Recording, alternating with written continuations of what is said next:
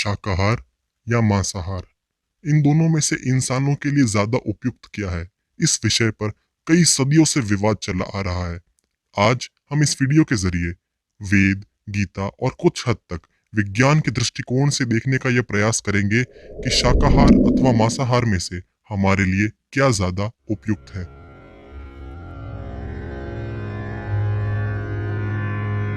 यह बात हम सबको पता है कि सनातन धर्म में जीव हत्या को महापाप माना गया है।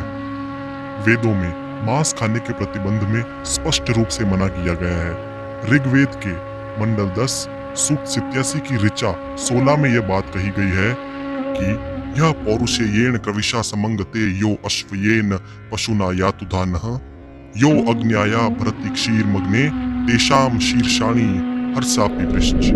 अर्थात जो मनुष्य नर, अश्व अथवा किसी अन्य पशु का मांस सेवन कर उसको अपने शरीर का भाग बनाता है, गौ की हत्या कर अन्य जनों को दूध आदि से वंचित रखता है।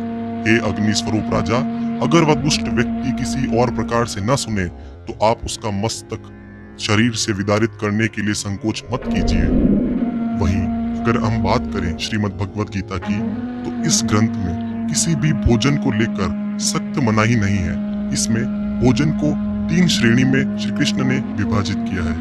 पहला सात्विक, दूसरा राजसी और तीसरा तामसिक।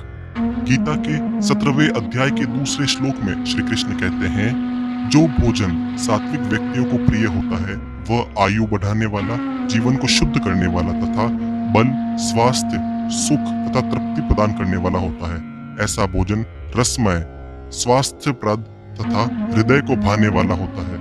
यह सात्विक भोजन कहलाता है। अगर हम इस श्लोक को माने तो सात्विक आहार को श्रेष्ठतम भोजन बताया गया है। प्राचीन काल में भी विद्वान पुरुष ऐसा ही भोजन चुनते थे जो स्वास्थ्य तथा आयु को बढ़ाने वाला होता था। इस भोजन की श्रेणी में दूध के सभी व्यंजन, कंदमूल, फल, आहार, सब्जियां, दालें एवं धान आते हैं। ये सारे भोजन प्राकृतिक रूप से स्वादिष्ट, हल्के और फायदेमंद होते हैं।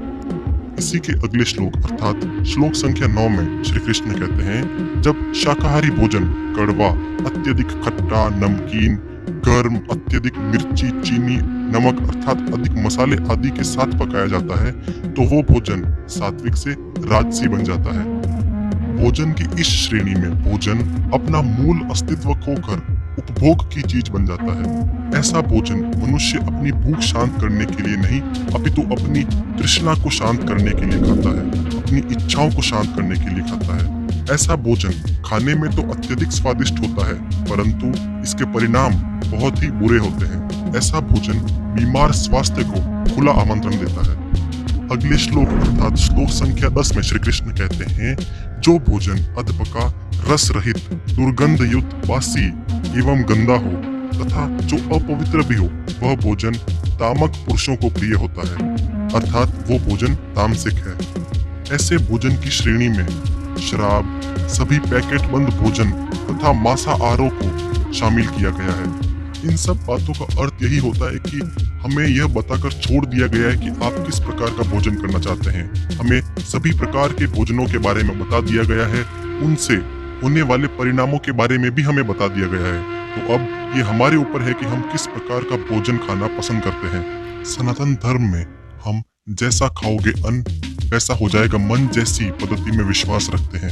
अर्थात हम जिस भी प्रकार का भोजन ग्रहण करेंगे उस भोजन की एक झलक हमारे व्यवहार में हमें अवश्य देखने को मिलेगी। एग्जाम्पल के लिए अगर हम तामसिक भोजन का ग्रहण करते हैं अर्थात मांस, मदिरा आदि का ग्रहण करते हैं तो हम काफी ज्यादा गुस्से वाले, हिंसक एवं एक उत्तेजित व्यक्ति के रूप में उभरेंगे। इस पर जो व्यक्ति मांसाहार ग्रहण करते हैं बहुत ही अजीबोगरीब दलीलें पेश करते हैं। वे कहते हैं कि हम केवल उन पशुओं का भक्षण करते हैं जो शांति प्रिय है, जैसे गाय, बकरी एवं मुर्गा आदि। ये वाकई में बहुत ही हास्यास्पद है, क्योंकि यहाँ पर बात वो नहीं हो रही कि उस पशु का स्वभाव कैसा है। यहाँ पर बात हो रही है कि मरने से पहले उस पशु के मन में कैसी भावनाएं उत्पन्न हुई थी। हम सब जानते हैं कि कसाई खाने में क्या होता है। कोई भी पशु मरने से पहले यह बात अवश्य जान लेता है कि अब उसे मारा जाने वाला है, चाहे आप कितनी ही चालाकी से उसे मारने की कोशिश करें। और जो पशु ये जानता हो कि उसकी मृत्यु अब निकट है, तो उसके मन में कैसी भावनाएं उत्पन्न होगी। वह पशु डर, असहायपन, दर्द, उत्तेजना तथा हिंसा से भरा हुआ होगा। और जिस भोजन को ग्रहण कर कर हम तृप्ति पाना चाहते हैं तथा मानसिक शांति पाना चाहते हैं, तो उस भोजन का रास्ता इन सब भावों से होते हुए आता है, तो वो भोजन शांति प्रिय कैसे हो सकता है।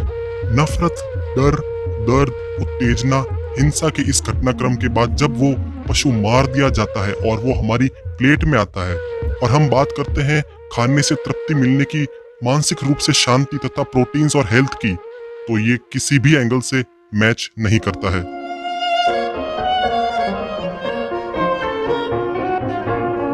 अगर हम बात करें दूसरे धर्मों की, तो सनातन धर्म की ही तरह ऐसे कई धर्म हैं जो शाकाहार को ज्यादा बढ़ावा देते हैं।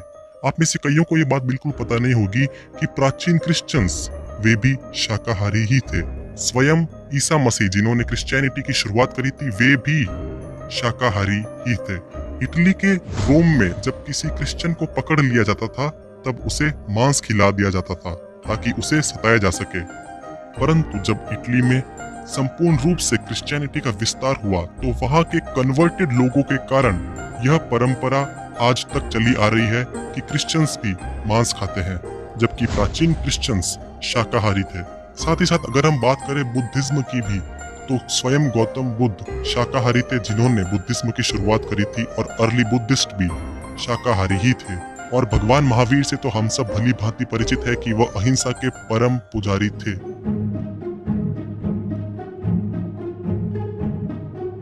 हम सब इस बात से भली भांति परिचित है कि मांस बहुत जल्दी सड़ना शुरू हो जाता है। यही कारण है कि जो जानवर मांसाहारी होते हैं, उनकी इंटेस्टाइन यानी कि आंत बहुत छोटी होती है, ताकि वो मांस जल्दी से जल्दी वेस्ट प्रोडक्ट के रूप में बाहर आ सके।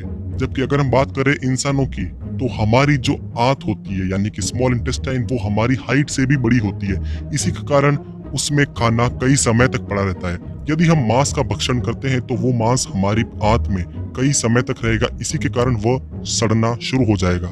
इस बात से हमें यह मालूम हो जाता है कि मांस इंसानों के लिए नहीं बना है, ये केवल जंगली मांसाहारी जीवों के लिए ही है।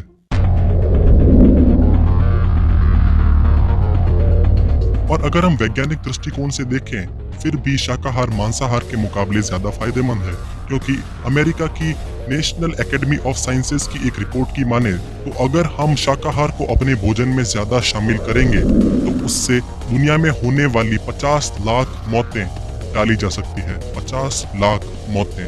और अगर हम मांसाहार का उपयोग कम करें, तो इससे ग्रीन हाउस इफेक्ट में भी कमी देखी जा सकती है, जिससे हर साल दुनिया में 33,36,000 करोड़ रुपए की बचत होगी। और इससे सबसे ज्यादा फायदा होगा विकासशील देशों को, जिसमें हमारा भारत भी शामिल है।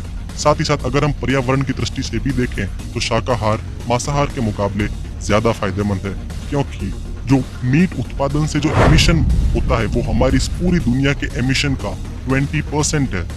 मांसाहार प्रोडक्ट से उत्पन्न होने वाला एमिशन हमारी पूरी दुनिया में चल रहे ट्रेन्स, एरोप्लेन, शिप से पैदा होने वाले एमिशन से भी ज्यादा है।